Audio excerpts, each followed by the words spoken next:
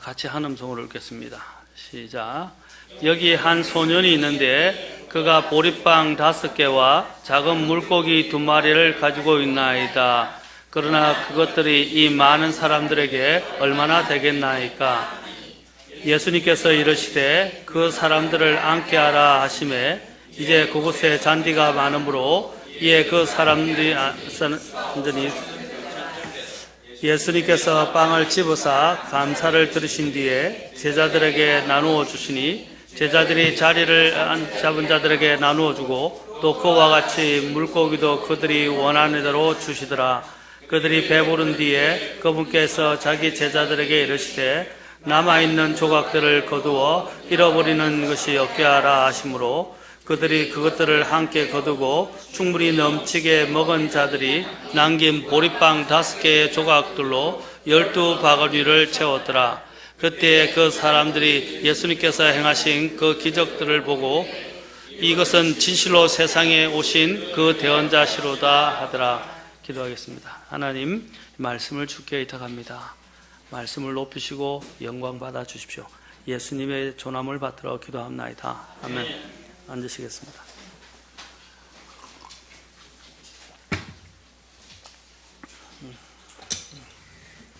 자, 오늘 우리 요한복음을 통해서 이제 우리가 배우게 되는 것은 오늘 주님께서 만족을 주시는 주님에 대해서 좀 생각해보고 또 이 기적, 오병이어의 기적의 사건을 통해서 주님께서 우리에게 주시고자 하시는 교훈들을 좀 더 살펴보고자 합니다.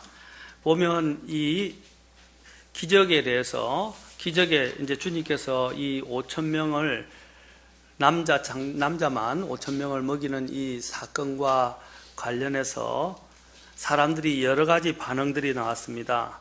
제자들의 반응을 보았고 빌립의 반응을 보았고 또 안드레의 반응을 보았습니다. 이제 그들의 문제점은 주님을 보지 못했다라는 것입니다. 주님께로 나아가서 주님께 구하고 주님께 맡기지 않았다는 것이 그들의 가장 큰 문제였습니다. 하나님께서는 이 사건을 통해서 바로 복음 선포의 어리석음을 통해서 하나님은 구원하시기를 원하신다는 것을 우리는 알 수 있고 또 작은 소년의 이 작은 드림을 통해서 헌신된 이 작은 드림을 통해서 하나님께서는 이 놀라운 기적들을 주님께서 행하셨다는 것입니다. 자, 우리가 오늘은 살펴볼 것이 주님은 구원의 방법으로서 복음 선포의 어리석음을 통해서 또 작은 자의 하나에 드려진 그 귀한 헌신을 통해서 주님은 사람들을 구원하시는 것을 보았습니다. 그들의 필요를 채워주시는 것을 보았습니다. 이제 그 구원의 결과로서 주님께서는 우리에게 만족을 주신다라는 것입니다. 주님께서는 오병이어를 가지고 수천 명 아니 수만 명을 배부르게 먹이셨습니다. 그곳에 있는 사람들은 다 빠짐없이 정말 맛있게 실컷 먹었지만 전혀 모자라지 않았다는 것입니다. 그들은 단지 양적으로만 배부른 것이 아니었습니다. 그들이 먹은 것은 요한복음 2장에서 물을 포도즙을 만드신 것을 그들이 마신 사람들이 그들이 한결같이 그 포도즙이 어디서 났는지 알지 못하고 칭찬을 아끼지 아니했습니다. 그것은 이 세상에서 바로 최고로 맛있는 음료 포도즙이었습니다. 마찬가지로 오늘 주님께서 오늘 이 기적을 베푸셔서 그들에게 주신 이 음식은 이 세상에서 최고로 맛있는 빵과 물고기였을 것입니다. 그것은 정말로 놀라운 기적이었습니다. 사복음서의 이 기적이 모두 기록될 만큼 놀라운 기적이었습니다. 우리가 믿는 주님은 광야에서 식탁을 마련하실 수 있는 분이십니다. 그들이 배부른 뒤에라는 표현을 보면 그들은 허기만 면하거나 맛만 보고 배가 불렀다고 하지 않습니다. 그들은 오늘 여기서 보면 주님께서 그냥 허기만 면하거나 맛만 보았다가 아니라 배가 불렀다고 분명히 말하고 있습니다. 아무것도 먹을 것이 없는 사람에게 한 소년이 내어드린 그 오병이어 빵 5개와 물고기 2마리를 가지고 주님께서 축사하시고 감사를 들으시고 나누어 주어 먹게 하시니까 그들이 배부르게 되었다는 것입니다. 여기서 우리가 주목해야 할 것은 그들이 배부르게 먹고도 12바구니가 남아 있게 되었다는 것입니다. 우리가 거기서 보게 되는 것은, 주목해 봐야 할 것은 바로 그 배부르게 먹고 12바구니가 남았다는 그 기적이 아니라 그들의 배부름, 곧 그들의 허기진 것과 그들의 피로들을 채워주시고 만족을 주신 주님이 중심이라는 것입니다. 우리가 정말로 주님을 믿고 신뢰한다면 참된 만족을 얻을 수 있습니다. 여기에 어린 소녀는 오병이어를 들여 자기 자신뿐만 아니라 그곳에 모인 수만 군중을 먹이고도 12바구니나 남았다는 사실입니다.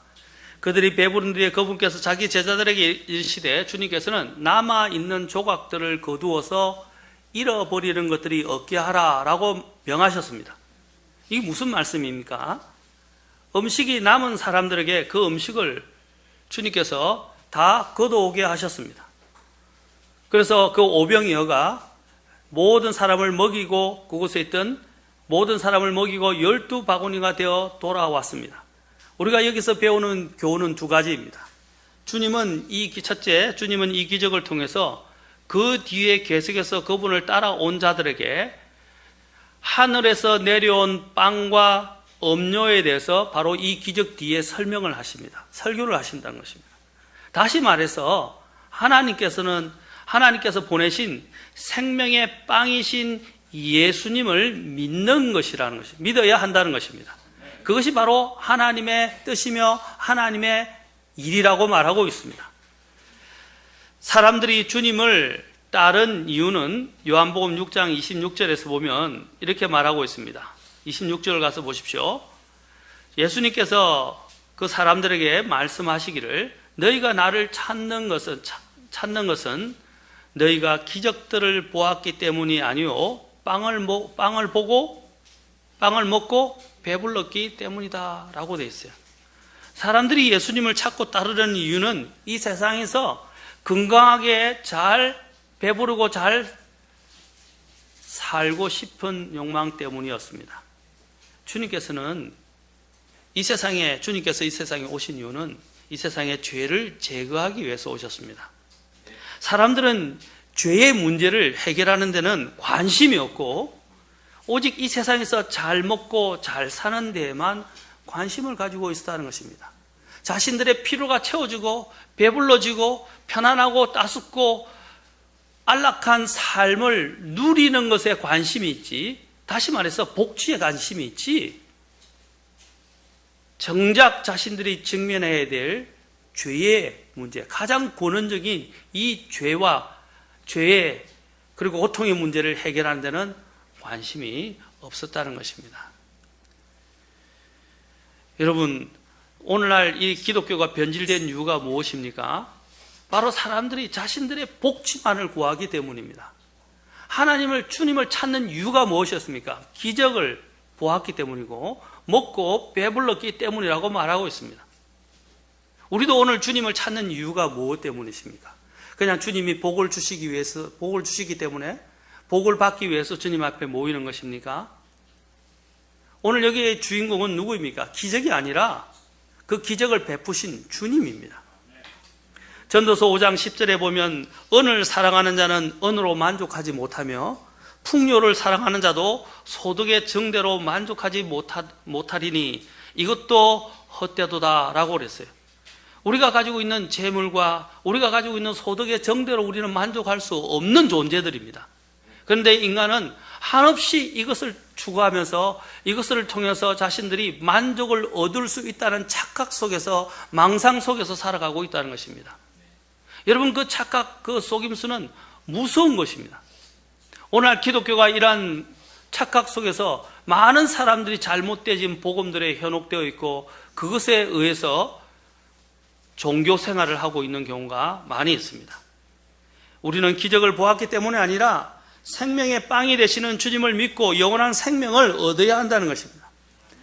예수님께 해결책이 있고 바로 그분께 만족이 있습니다. 주님께 나온 무리는 사실 음식도 없었고 돈도 없었습니다.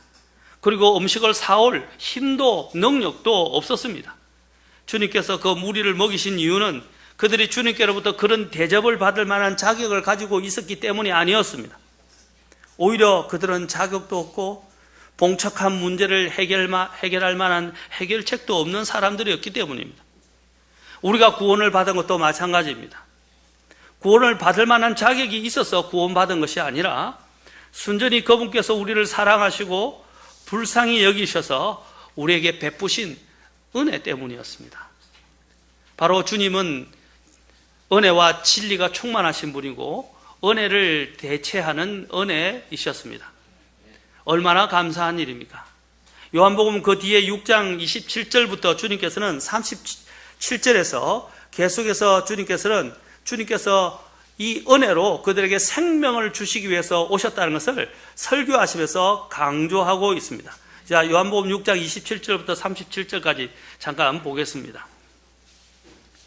주님께서 말씀하셨어요. 썩어 없어지는 양식을 위해 수고하지 말고, 이사야서 55장에서는 배부르지 못할 것을 위해서 수고하느냐라고 말했어요. 여러분, 임시적인 이 배는 이 세상에 여러분들의 수고를 통해서 얻을 수 있는지 모르겠지만 영원한 우리의 이 배고픔과 갈증은 주님 이외에는 해결할 수가 없다는 것입니다.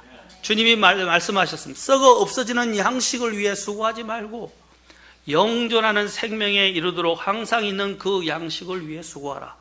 그것은 사람의 아들이, 자, 누가 준다 그래요? 사람의 아들이 너에게 줄 것이다 라고 말씀해요. 28절, 그때 그들이 그분께 이르되 우리가 어떻게 해야 하나님의 일들을 하리까? 자, 하나님의 일들을 우리가 해야 한다고 그러는데 그 일이 뭐냐? 이 29절에 예수님께서 그들에게 대답하여 이르시되 하나님께서 보내신 자를 너희가 믿는 것, 이것이 하나님의 일이니라 하시니라.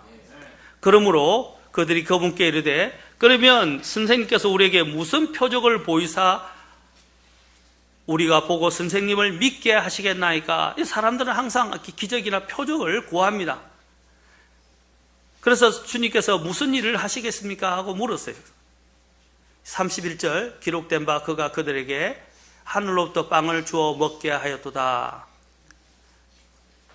한 것 같이 우리 조상들은 사막에서 만나를 먹었나이다 하매 그때 예수님께서 그들에게 이르시되, 자 보십시오. 진실로 내가 너희에게 이르노니 모세가 너희에게 하늘로부터 그 빵을 주지 아니하였느니라. 오직 내 아버지께서 너희에게 하늘로부터 참빵을 주시나니. 자, 그 참빵이 누구냐? 33절. 하나님의 빵은 하늘로부터 내려와 세상에 생명을 주는 자, 바로 예수님이라고 예수님 자신이라고 말씀하고 계십니다. 그때 그들이 그분께 이르되 주여 이 빵을 항상 우리에게 주소서 하매 예수님께서 그에게 이르시되 내가 곧 생명의 빵이니 내게 오는 자는, 자 같이 읽읍시다.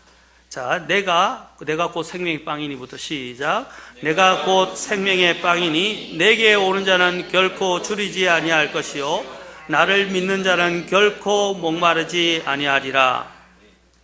자, 그런데 주님이 이렇게 말씀하시고 난 다음에 그 무리들에게 다시 이렇게 말씀하셨어요. 자, 보세요. 아주 의미심장한 주님은 반문을 하십니다. 그러나 내가 너희에게 이르기를 너희는 나를 보았으되 믿지 아니하는도다. 이 회중들의 문제가 무엇입니까? 주님의 기적을 보았고 또 주님을 보았지만 주님을 믿지 아니하는 것이었습니다. 여러분, 주님을 통하지 않고서, 주님을 알지 않고서 어떻게 이 모든 만족이 옵니까? 요한복음 6장 37절에 또 놀라운 말씀을 하죠. 아버지께서 내게 주시는 모든 자는 내게로 올 것이요 내게 오는 자는 내가 결코 내쫓지 아니하니라. 주님이 오신 목적은 무엇입니까?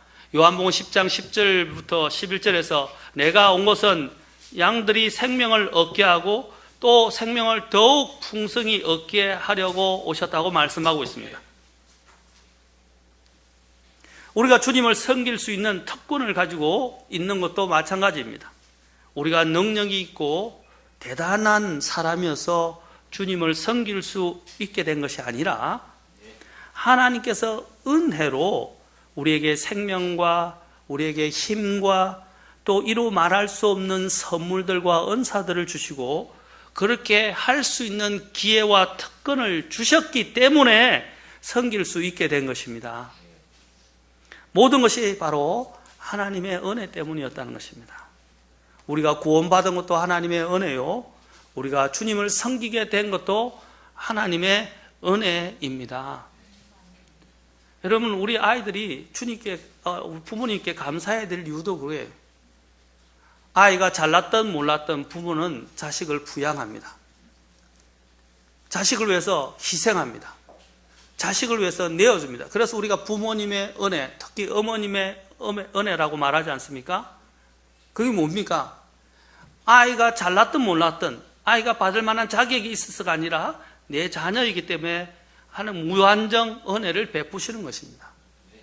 마찬가지로 우리 하나님께서도 우리가 잘났어가 아니라 우리가 못났음에도 불구하고 주님께서는 우리에게 은혜를 베풀어 주셨고, 우리가 그분을 섬기게 된 것도 내가 잘나거나 내가 능력이 있어서가, 힘이 있어서가 아니라 주님께서 그러한 은혜를 주셨기 때문에 우리가 주님을 섬기는 것입니다.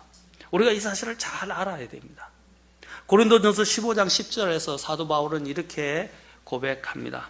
하나님의 은혜로 내가 지금의 내가 되었으니 내게 베푸신 그분의 은혜가 헛되지 아니하여 내가 그들 모두보다 더 많이 수고하였으나 내가 아니요 오직 나와 함께 하신 하나님의 은혜로다.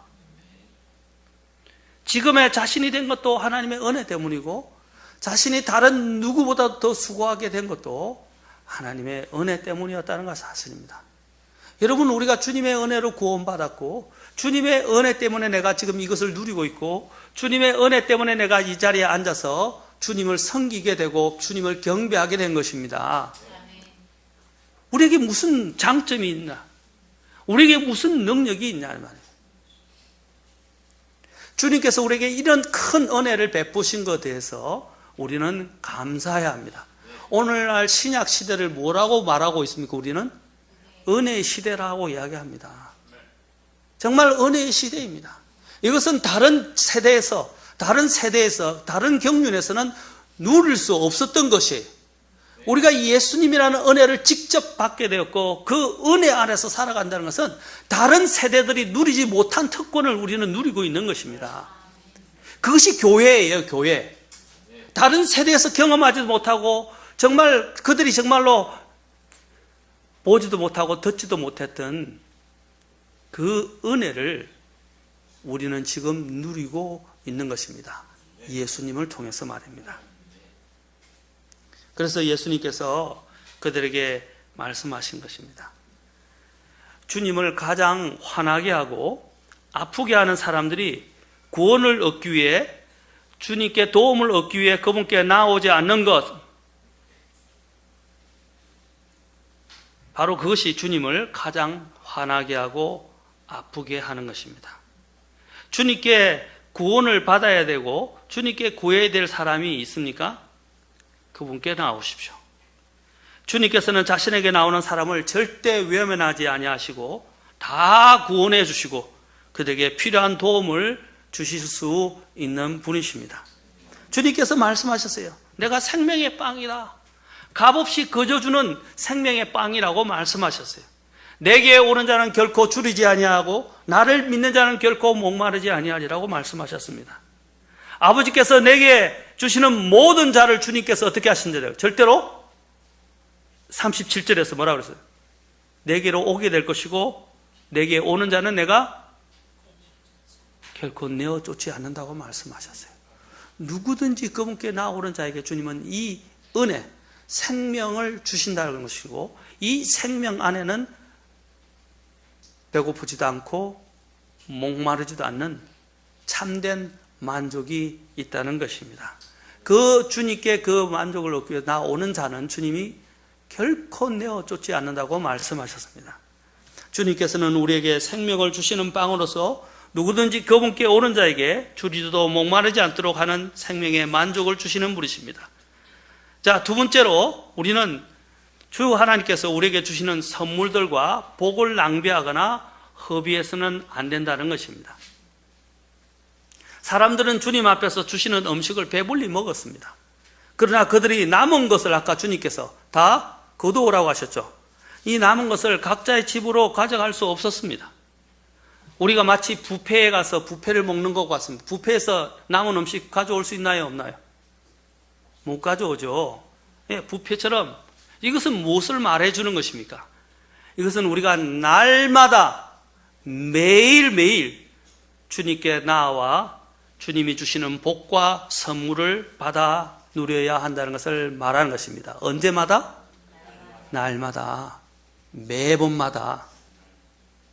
예전에 아무리 많은 복과 은혜로운 선물을 받아 저장해 놓은 것을 의지하고 자랑하고 살면서 그것을 주시는 주님 앞으로 매번 다시 나오지 않는 삶을 살지 말라고 주님은 가르치시는 거예요. 많은 사람들의 가장 큰 문제가 뭡니까? 이겁니다. 왕년이 뭐죠? 이전 지나간 때에는 내가 이랬다. 그게 뭐 중요한 거예요? 지금의 당신의 모습은 뭡니까? 왕년에 그렇게 산 것이 중요한 게 아니에요. 지금은 쫄딱 망했는데, 지금은 이렇게 아주 힘들게 살아가는데, 왕년에 그걸 누렸던 게 뭐에 있습니까? 사람들은 그 왕년에 누렸던 향수와 그 왕년에서 누렸던 그것에서 못 태어나가지고 비참한 현실적인 삶을 사는 사람들도 있어요. 왜 내가 이렇게 됐니? 원망하고.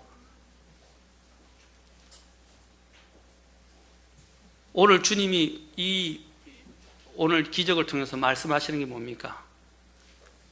주님이 주셨던 그 선물들, 그리고 주님이 주셨던 그 이전의 은혜만을 가지고 살지 말라는 것입니다. 매일매일 주시는 은혜와 주님이 주시는 선물과 주님이 주시는 능력과 주님이 주시는 그 생명을 통해서 살아가라는 것입니다.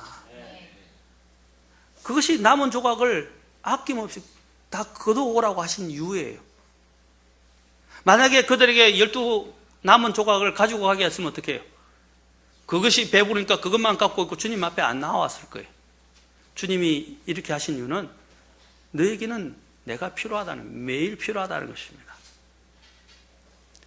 구약에서 주님께서 만나를 주셨을 때도 만나가 어땠습니까? 토요일 안식일만 빼놓고 어떻게 하셨어요? 안식일은 일하지 말아야 되기 때문에 2배로 주셨지만, 이틀분을 주셨지만 나머지는 어떻게 했어요? 매일매일 만나를 주셨어요. 만나를 그들이 많이 굳어서 보관하고 있었던 건 어떻게 됐죠? 다 상해버렸어요. 다 상해버렸다는 것입니다. 이것은 무엇입니까? 주님께서 고린도서를 통해서 사도 바울이 이야기를 했어요. 적게 거둔 자도 모자라지 않았고 많이 거둔 자도 남지 아니하였다는 것입니다. 이 원리를 우리는 배워야 됩니다. 이전의 은혜, 이전에 우리에게 누리게 하신 것들을 의지하면서 살지 말라는 것입니다.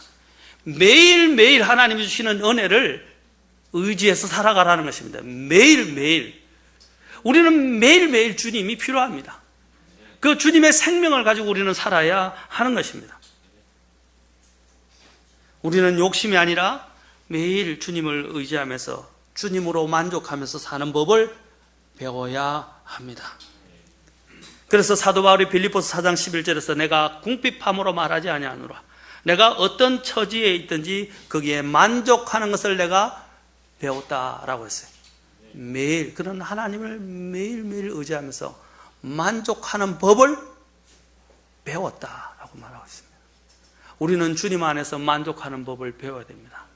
주님만이 참된 만족을 줄 수 있습니다. 많은 사람들의 가장 문제가 무엇입니까? 만족하지 못하기 때문에 일어납니다. 그래서 오만 문제가 다 일어나는 거예요.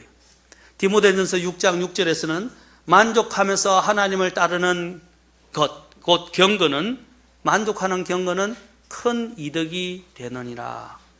먹을 것과 입을 것이 있은즉 우리가 그것으로 만족할 것이니라.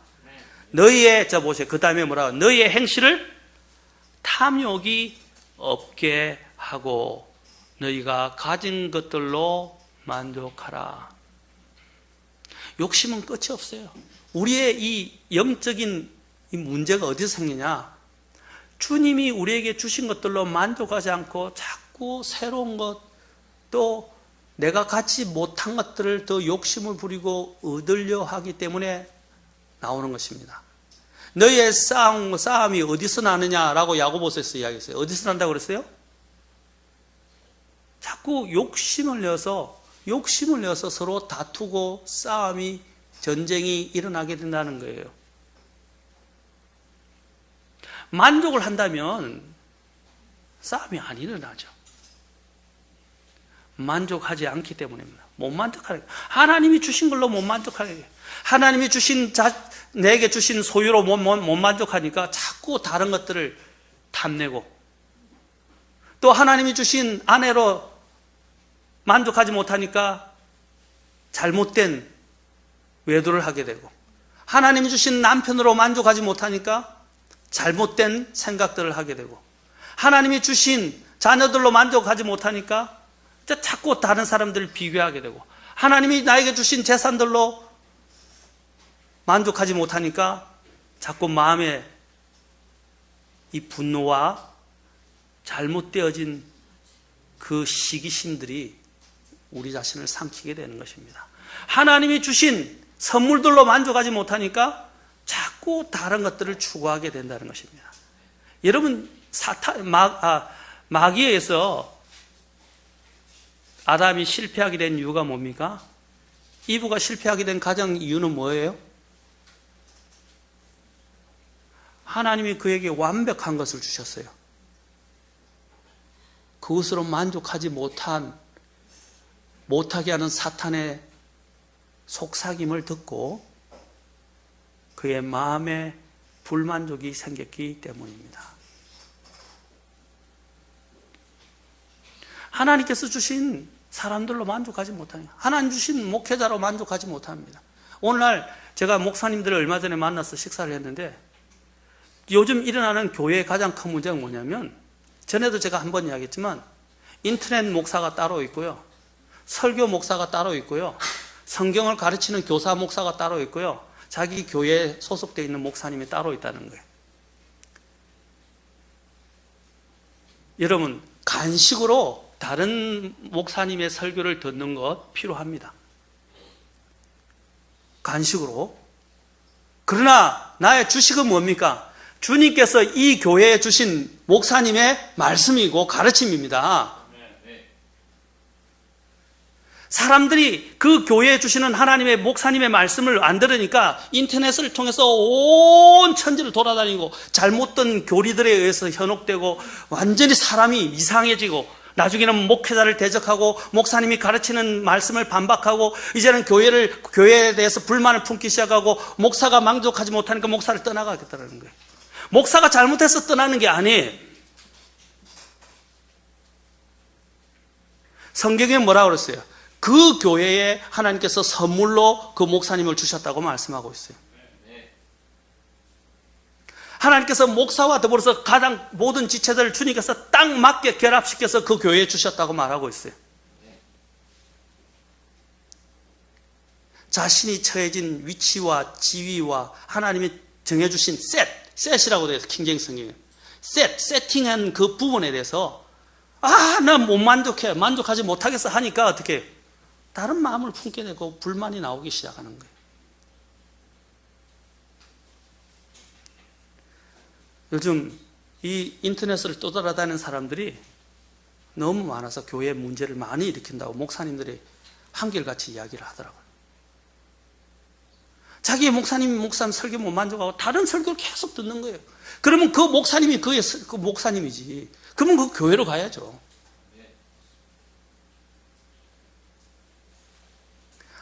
말씀드렸잖아요. 하나님이 주신 걸로 만족하지 못하면 다른 데 자꾸 기웃거리게 되고 그것들이 나의 우상이 되어버린다는 것입니다.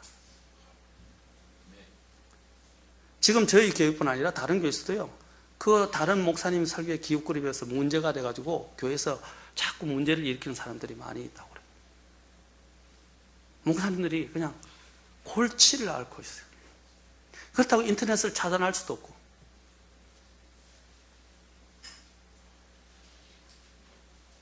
주님께서는 너희 행실을 탐욕이 없게 하고 너희가 가진 것들로 만족하라.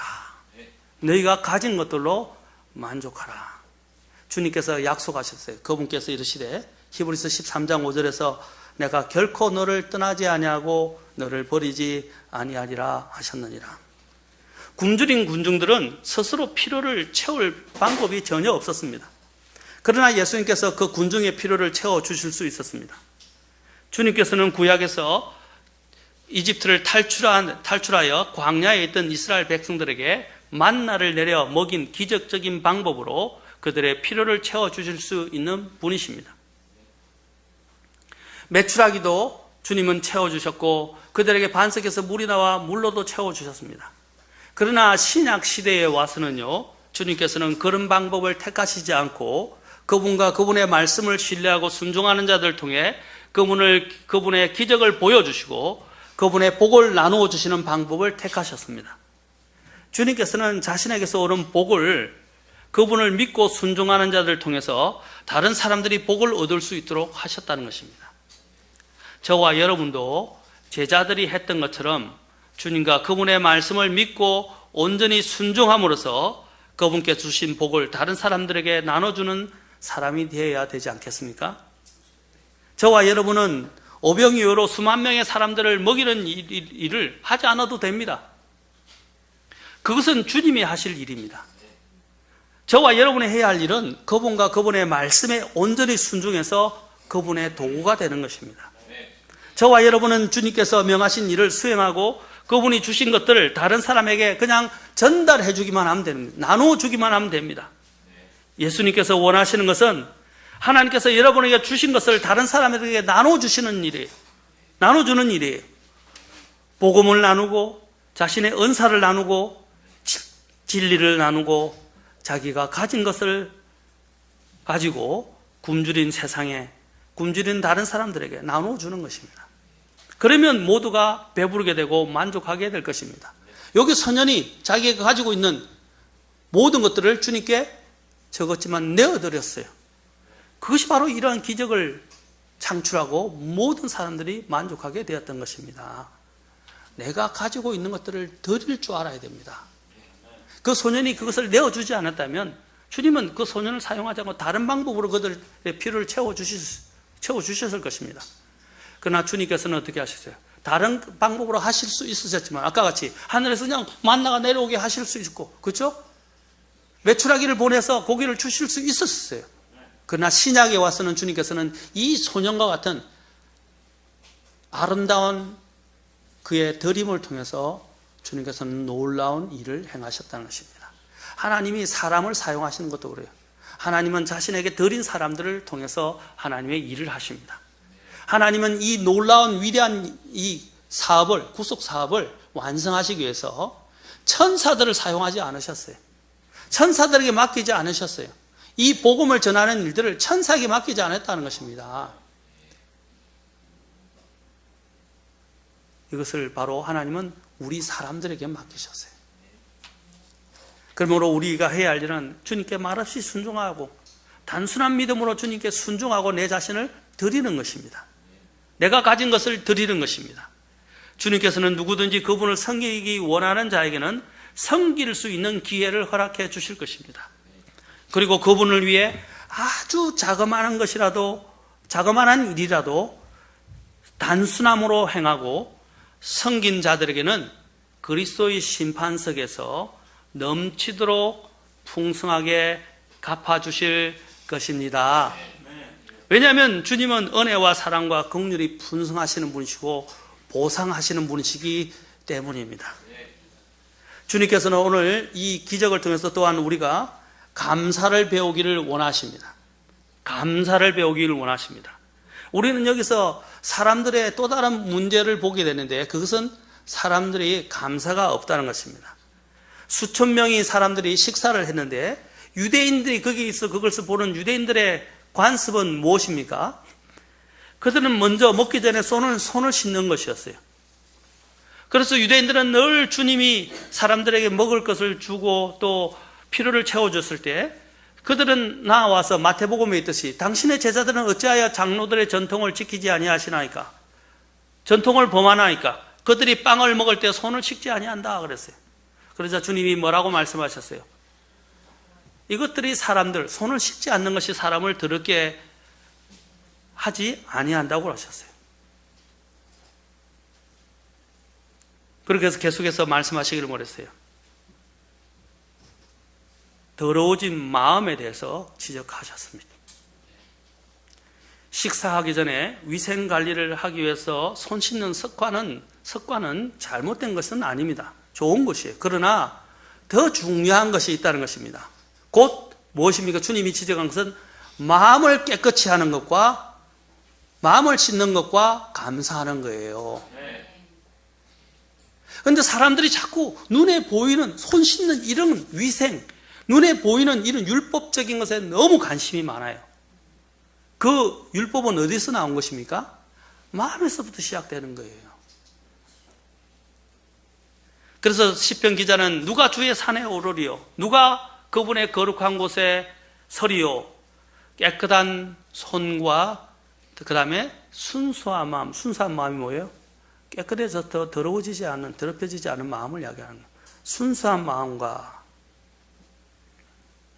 헛된 것을 향해 자기 혼을 들지 아니하고 속임수로 맹세하지 아니한 자가 하나님의 산에 오를 것이라고 말씀하셨어요. 깨끗한 마음, 이것이 더 중요합니다. 요한은 주님께서 감사를 들으신 것을 무려 오늘 이 기적과 관련해서 2번이나 언급을 하면서 강조를 했어요. 11절에 보시고 아까 11절에 어떻게 했어요? 주님께서 어떻게 하셨어요? 주님께서 오늘 왜 이걸 요한이 기록했겠습니까? 이것을 주목해서 그는 2번이나 언급을 하고 있어요. 자 보세요. 11절에 예수님께서 빵을 집으사 뭘 하셨다고 그랬어요? 감사를 드렸다. 그런데 요한이 예수님께서 12강주리를 다시 남은 조각도 거둬들여서 12강주를 채우게 하셨다고 하셨죠? 그것을 주님께서 남은 조각이 없이 다 거둬들이라고 말했을 때 요한이 다시 뭘 기록하느냐? 23절을 보십시오. 23절을 보십시오. 뭐라고 그랬어요? 예, 바로 주님께서 뭐라 했어요? 감사를 들으신 뒤에 그들이 빵을 먹던 곳으로 가까이 왔더라. 뭘 한 뒤에?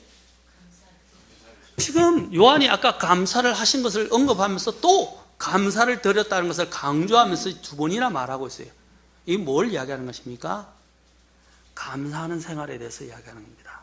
마태, 마가, 누가는 예수님이 감사를 들으실 때 하늘을 우러러 보셨다고 기록했습니다. 예수님은 이 놀라운 공급의 출처가 어디에서 왔는지 사람들에게 가르치시고자 하신 것이고 그것에 대해서 우리가 알고 감사했다고 지금 가르치고 계신 거예요. 그 공급의 출처가 어디죠? 하나님. 그 공급을 해주신 하나님께 어떻게 해야 한다고요? 감사하라 이 말입니다.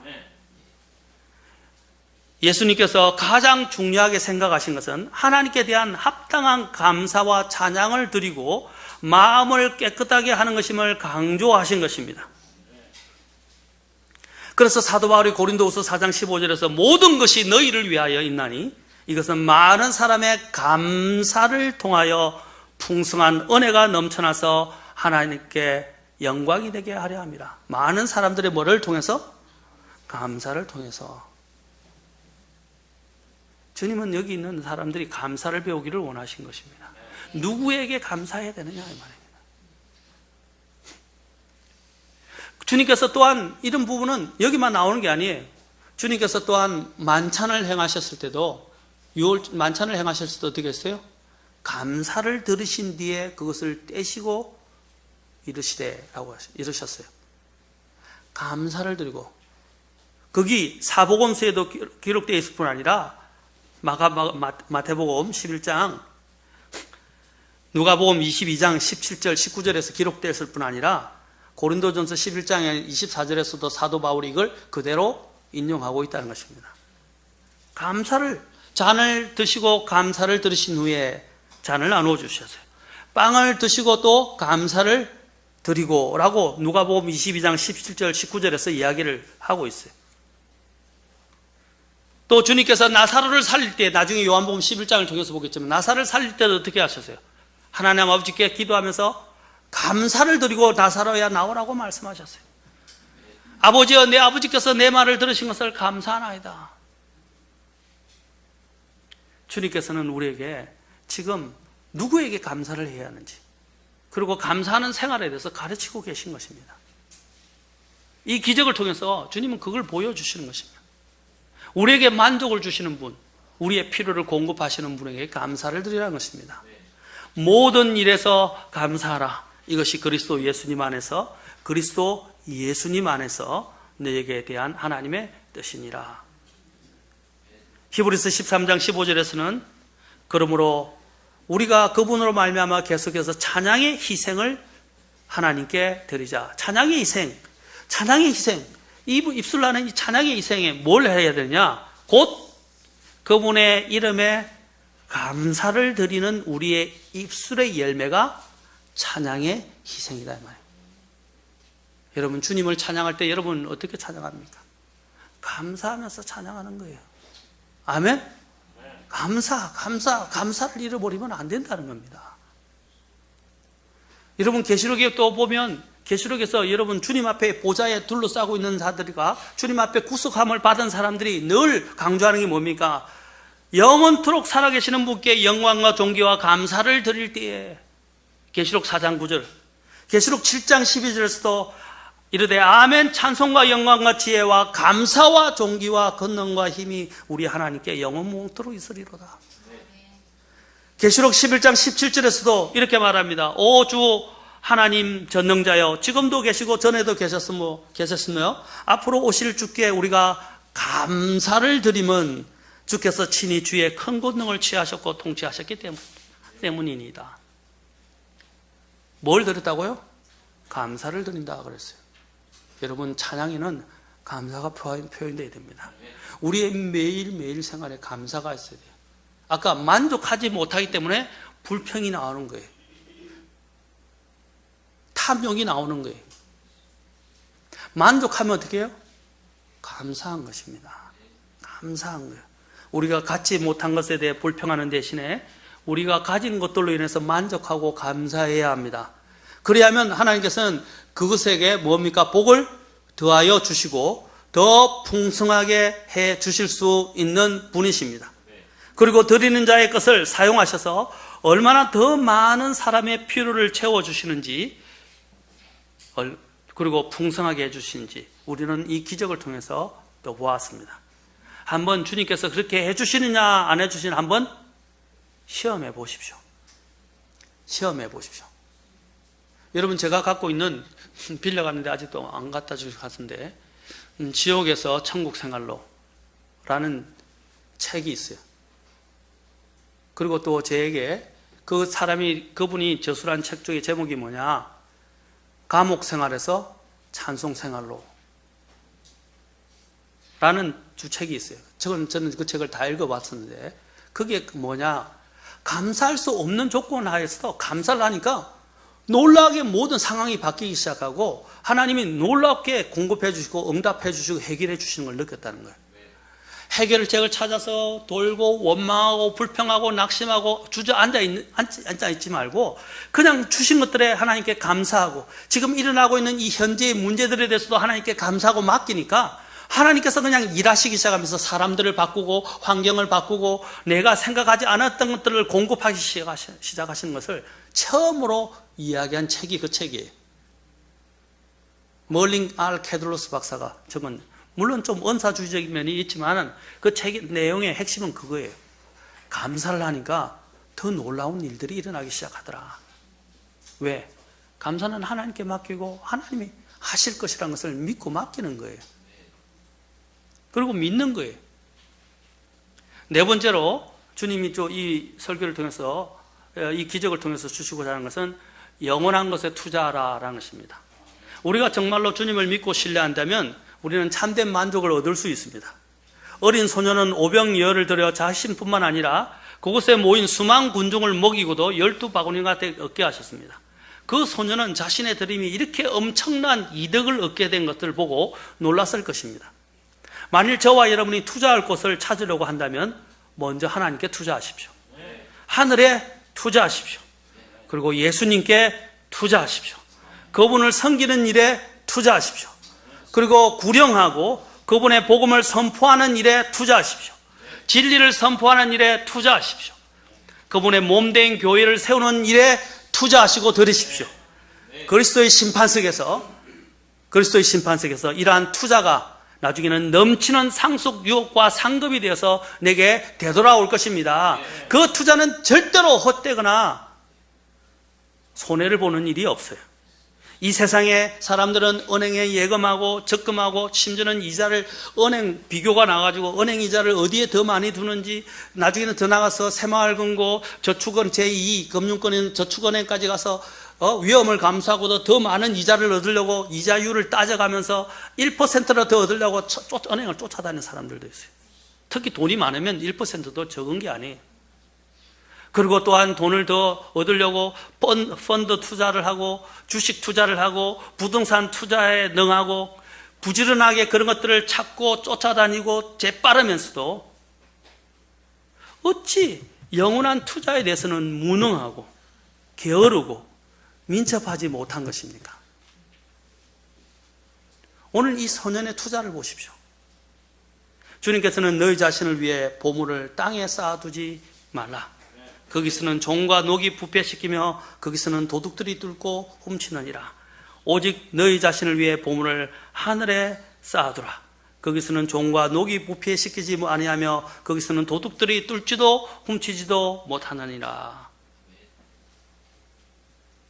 너희 위에 있는 것들에 너희의 애착을 두고 땅에 있는 것들에 두지 말라 하셨습니다. 사랑하는 성도 여러분, 이것은 최고의 투자입니다. 그리스도의 심판석에 서게 되는 날에 하나님께 대한 투자가 최고의 투자였다는 것이 나중에 다 드러나게 되고 밝혀지면서 어떤 분은 영원한 이득으로 쾌재를 부르고 어떤 이는 영원한 손실로 크게 후회를 하게 될 것입니다. 빌립보 성도들은 어떻게 했습니까? 가난하고 어려운 중에도 성도들의 필요가 있고 바울의 필요가 있었을 때에 어떻게 했어요? 그 바울의 필요에 동참했어요. 특히 마케도니아에 있는 교회 성도들이 그랬어요. 선교 사역하는데 그들의 필요를 누구보다도 어렵고 힘든 가운데서도 아낌없이 내어주었어요. 그래서 사도 바울이 이렇게 말합니다. 빌립보서 4장 17절, 18절, 19절에서 자, 같이 가서 보겠습니다. 나는 선물을 바라지 아니하며 오직 너희 회개 장부에, 자, 뭐가 있다고? 회개 장부에 넘치게 될 열매를 바라노라. 그게 뭐냐? 오직 내게는 모든 것이 있고 또 풍부하니라. 에바브로디도 편에 너희가 보낸 것들을 받았으므로 내가 풍족한데 이것은 달콤한 냄새의 향기요 받으실 만한 희생물이며 하나님을 매우 기쁘게 한 것이라. 자, 사도 바울이 자신은 풍족하다고 말은 했죠. 그러나 그의 필요를 알고 어떻게 했습니까? 이 빌립보 교회 성도들이 아낌없이 후원을 했습니다. 자, 빌립보 4장 19절 보십시오. 19절 같이 읽겠습니다. 사도 바울이 그들에게 이렇게 말합니다. 이것들 외우시면 좋아요. 자, 시작. 오직 내 하나님께서 그리스도 예수님을 통해 영광 가운데서 자신의 부요하심에 따라 너희의 모든 필요를 공급하시리라. 하나님은 부요하십니다. 그리고 하나님은 우리의 그 부요하심에 따라 그분의 부요하심에 따라 우리의 모든 필요를 채우실 수 있는 분이십니다. 아멘. 믿으시기 바랍니다. 믿으시기 바랍니다. 주님께서는 그분께 나온 자들에게 만족을 주십니다. 오늘 주님께서 이 메시지를 통해서 바로 요약하고 마치겠습니다. 첫째, 주님께 나아오고 주님을 바라보고 주님께 문제 해결을 구하고 주님께 맡기라는 것입니다. 두 번째, 내가 들을 수 있는 것이 많고 적음의 문제가 아니라 그럼에도 불구하고 내가 가진 것을 기꺼이 주님께 내어드리라는 것입니다. 그러면 그것을 주님께서는 놀라웠게 사용하신다는 것입니다. 또 세 번째, 주님이 주시는 것들로 만족을 배우라는 것입니다. 만족하는 법을 배우라는 것입니다. 네 번째, 주님께 뭐라고 그랬어요? 감사하는 자가 되라. 다섯 번째, 뭐라고 그랬어요? 영원한 투자를 하는 지혜로운 자가 되라라는 것입니다. 기도하시겠습니다.